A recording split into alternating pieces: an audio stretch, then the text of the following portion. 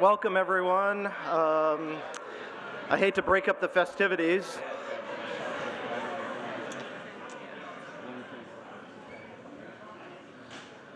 We can go ahead and get started.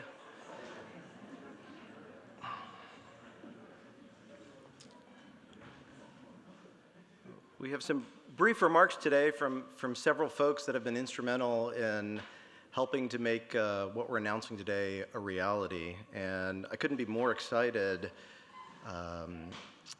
to invite you to this great facility at the mill. And if you haven't been here before, I really encourage you to walk around afterwards and meet some of the staff and see what we're all up to here.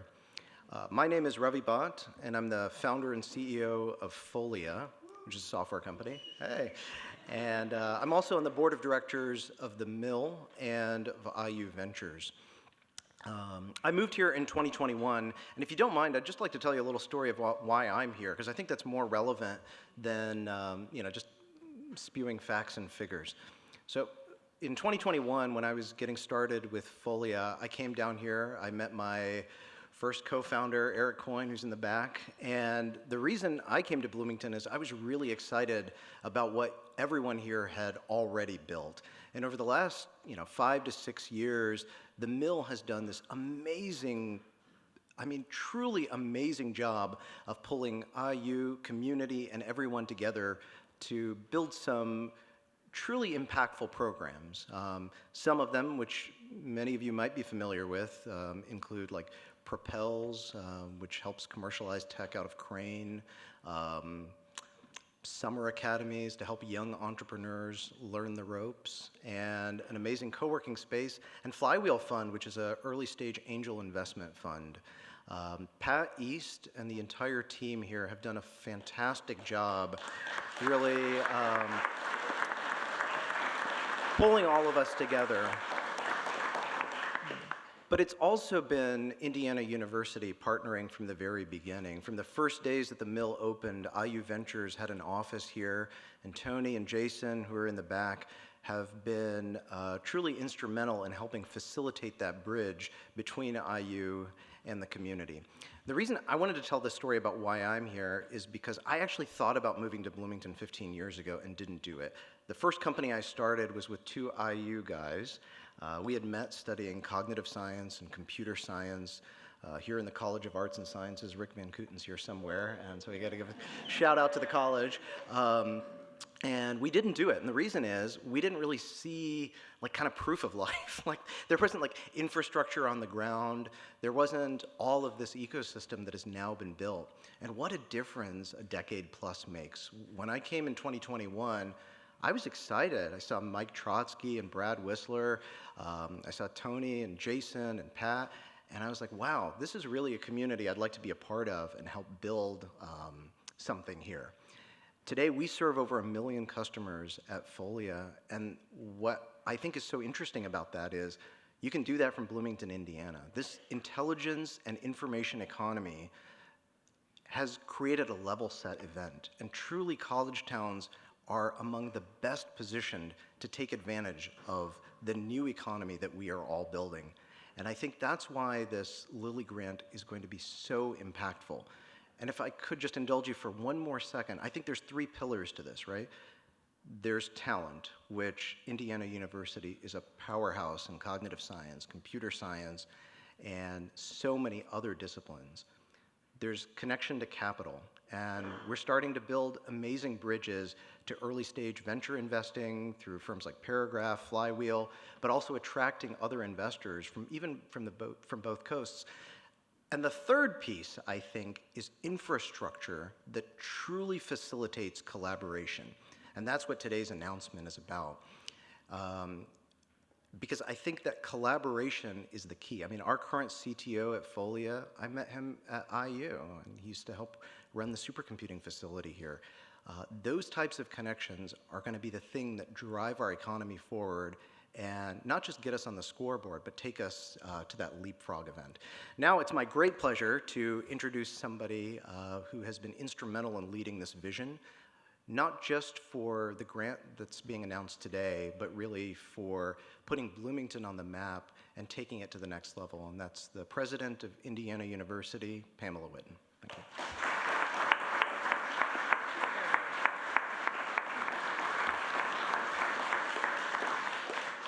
Thank you very much, Ravi, for that warm introduction and those personal comments that I think resonate with everyone so well. Indiana University is so proud to call Bloomington home, but if I can also make it more personal, if we're allowed to do that today, my husband and I moved to Bloomington in the summer of 21, and actually the mill was amongst our first visits when we moved to town as well. And everyone here and other places throughout Bloomington was so warm, so welcoming, continues to be the case. And one of the kind of first integral lessons that I learned was you can pretend there's a place where IU starts and Bloomington ends and vice versa, but everyone in this room knows that's not true. That it's all Bloomington and it's all IU, and we're all partners and we're all friends, and we all desire to see Bloomington live from a traditional, wonderful past, wonderful partnership with the university, and then take the opportunity to elevate our wonderful community to even greater heights. And that's been our agenda all along, and there are a number of people in the room, probably too many to call out. We certainly should. I know Rick as a dean has been acknowledged. Rahul Shrestha, our provost, needs to be acknowledged. Michael Huber and his team need to be acknowledged. So many people who have partnered with these great folks and said, let's go, let's roll up our sleeves, let's get our fingers in the dirt, guys, and really begin to implement a number of targeted things. And hopefully you are starting to see some of them, everything from, an IU Ventures where there's actual real integration with startup for our students and faculty, to a little grant from Italy for $16 million to address infrastructure in Bloomington as well. And we were talking beforehand about how big this is. And I think it's really, first of all, important to acknowledge and to thank the Lilly Endowment, who has such a commitment to seeing, real growth in our communities across the state of Indiana. And in personal conversations I had with them, because it took us a couple times to get this through, but we persevered. But they were always very, very clear that they support Bloomington and they support the opportunity to elevate this community and its partnership with the university as well. And so I can't say thank you enough to the Lilly Endowment for their vision for what that they hope to see us come and accomplish together as well. But it's real money. I mean, $16 million is a big statement. It is a significant investment in Bloomington and this region of Indiana. And so I think we've got the team between the players at Indiana University, between the players in economic development for our town and region, for our mayor and for other elected officials, for our state representatives that participate with us, for, frankly, our amazing faculty across IU and the world's best students that exist at IU. I think we got the A-team here. And thank you, I agree, I do.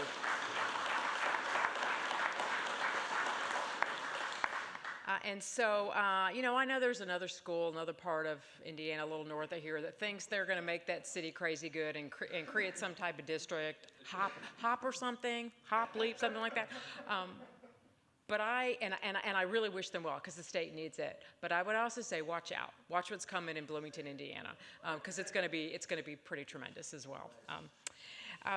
So lots and lots of work here, as we talked about as well. We've got a couple of shining examples of talent that are here with us today. One is Ned Bingham, who earned his MBA from IU's esteemed Kelley School of Business and runs his own company, Broccoli, and he works right here out of the mill.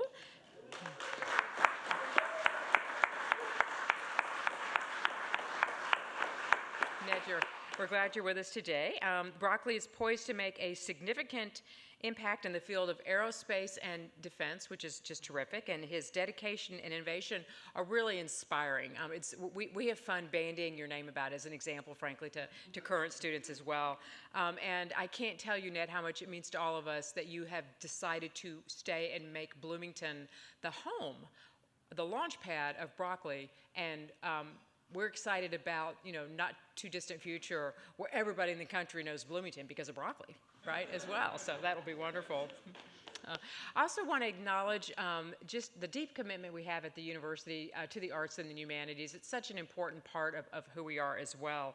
And so I think it's very fitting that part of our dream when we put this proposal forward to Lilly was to demonstrate the role that we thought arts and humanities should play in this infrastructure, this investment that was going on in Bloomington. And so we are partnering with the city to implement the Trades Arts Pathways Initiative, so please be watching for that. This is an initiative that's going to add public art that's going to be designed and created by IU faculty, students, and of course local artists in the community, and it's going to be contributed to the Trades District. And Ed Dallas-Comatali, who is the director of the IU Bloomington Arts and Humanities Council, is actually going to lead this project. Ed, are you in here anywhere? No, Ed's not here? He's probably starting a mural somewhere, for us at this point as well. So certainly we expect the ripple effects of these initiatives to extend not just in the region but throughout the state.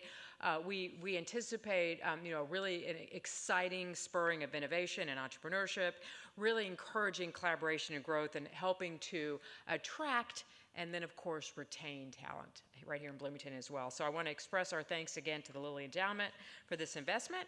I also, of course, want to thank all the people that provided funding matches. There were a number of people that stepped up and are putting their money where their mouth is in terms of their belief in this incredible collaboration and partnership between the university and our community, and so we want to thank those folks as well.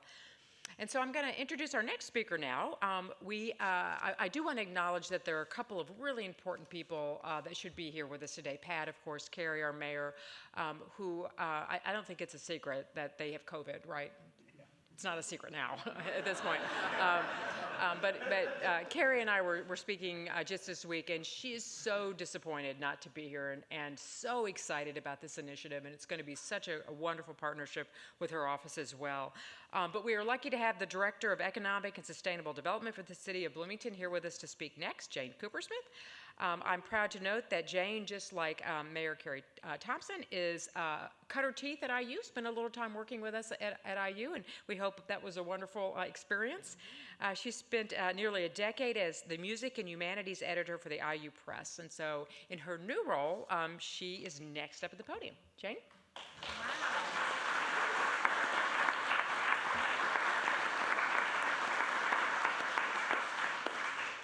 President Whitten did her homework today, I guess. That's really awesome. Hi, everyone. As President Whitten said, I'm Jane Kupersmith, and I'm delighted to serve as the Director for Economic and Sustainable Development for the Mayor, who wanted me to extend her thanks and hearty congratulations to everyone who supported this grant and will help us as we move forward through implementation. It's an honor to be with you today celebrating this significant milestone. And in particular, it's a pleasure to do it at the Mill, where I have spent many hours as a coworker and an entrepreneur. We are deeply grateful to the Lilly Endowment for their incredible investment in Bloomington's future. This grant is not just a financial contribution, but it's a vote of confidence in our vision and in our shared ability to execute on that vision. We are also grateful to IU for their leadership on this grant. IU's investment in this collaboration, particularly in lifting up the tech sector and leaning into public art, speaks volumes about their commitment to our shared future. This partnership leverages the immense research and talent at IU and transforms it into tangible benefits for Bloomington. So thank you. We're grateful. I wanted to get into the weeds of the Trades District a little bit. So the Trades District has long been at the heart of our plans for economic development. It was established in 2005. Infrastructure was executed, maybe finished around 2017. Maker Way was named in 2018, if anyone filled out those surveys. The Mill was opened in 2018. In 2020, Economic Development Partners teamed up, and we applied for and received a CARES Act EDA grant for the construction of the Forge.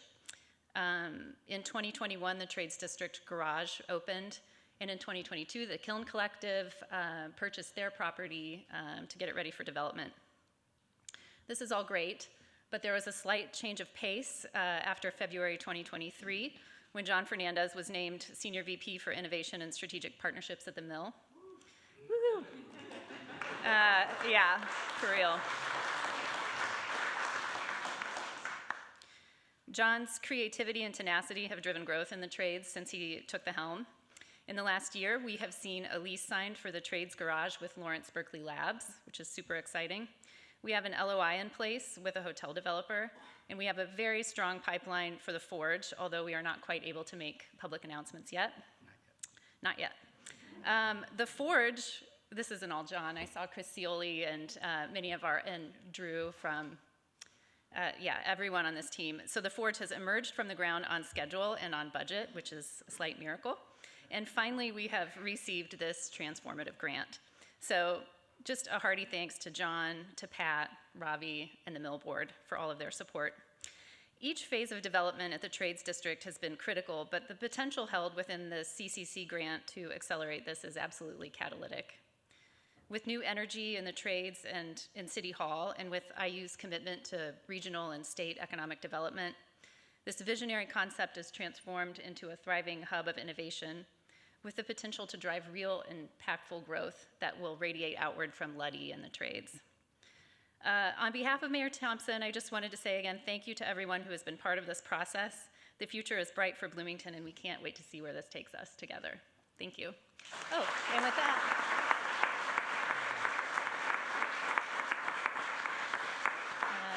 John Fernandez will probably not brag about himself. No, I won't. I try not to. Oh, thank you, Jane. Thanks, President Whitten, Ravi, Izzy, the Mill community, friends, guests. Jane mentioned that there is a team. It's not just me, obviously. She mentioned our colleagues at Whittle Brothers. Chris is here. I know Lee Carmichael's here. They are a tremendous asset for our community. We have folks down from Studio Access. I think Drew and Ashley are here somewhere. They designed the Forge. They've been involved in this community a long time. But of course, there's the Mill team. Raise your hands. They're a great group of people. I have a lot of fun working with them. I'm surprised, but I think I'm gonna be the first one to use this word. I thought I'd be like, one of many, but this grant really does represent a transformative opportunity for Bloomington, setting the stage for significant economic and community benefits. This generous investment, made possible through this strategic partnership led by Indiana University, is going to accelerate the development of the Trades District, creating a vibrant innovation hub in the heart of our city. So we can't thank you enough, President Whitten.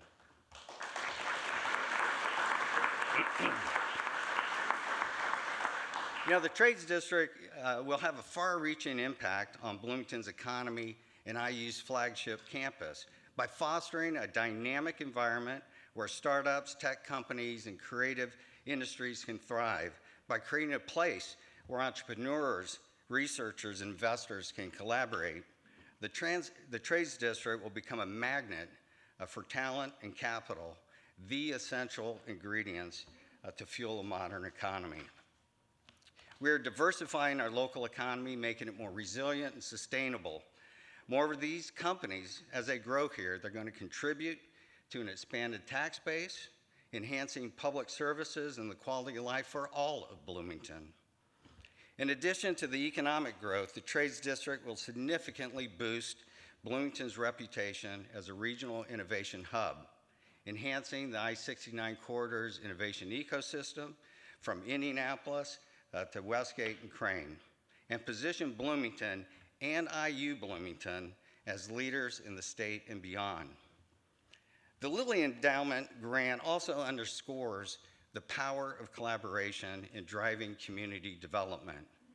The partnership between IU, the Mill, our city government reflects a shared vision for a Bloomington future, one that prioritizes innovation, inclusivity, and sustainability. And I need to note that our organizations have never been better aligned than they are today to advance this vision.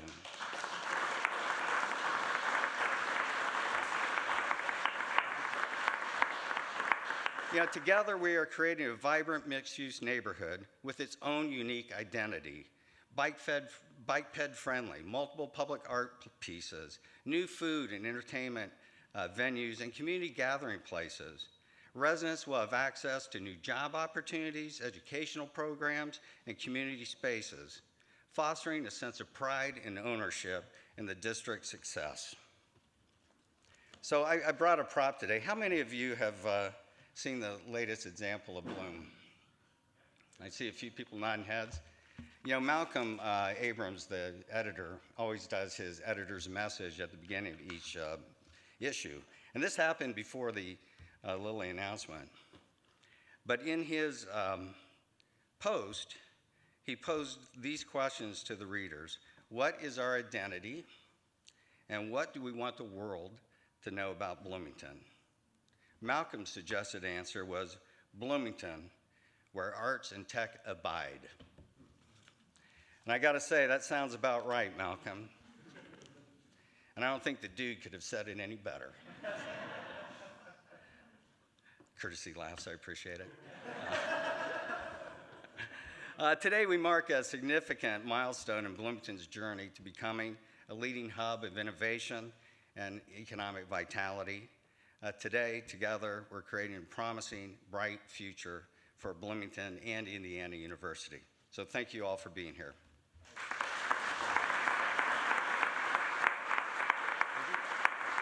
And I get to introduce Izzy. Thank you, John. I'm a little hoarse because I've been at Rally Innovation Conference sharing this great news with the world. And I think that's kind of what I want to take this opportunity to talk about. I appreciate you letting the little guy talk about the big impact outside of the state. Ultimately, I view this as an amazing testament to the fact that we have what it takes to impact, of course, not only Bloomington in this region and not just the state, but I'm really excited to think about the way that this ultimately impacts people that you and I will never meet. We have incredible entrepreneurs building technology that will impact lives that you and I will never cross paths with, and I think that gets me really excited. I like to think of ROI not as a return on investment, but of ripple of impact. And that's what this, I think, represents to me. We have entrepreneurs building space, I don't even know how to explain it, but a space fuel technology that you and I may never see it put into place, but someday future generations will. My startup is using virtual reality to treat substance use disorders, which impact 1 in 6 Americans. We're using this technology as a way to not only just drive forward commercialization and the economy, but ultimately to drive forward life change. And I think that's what this represents. So thank you to Lilly for this vote of confidence that we have what it takes to impact lives, and it's already happening. So let's just turn up the knob. Thank you.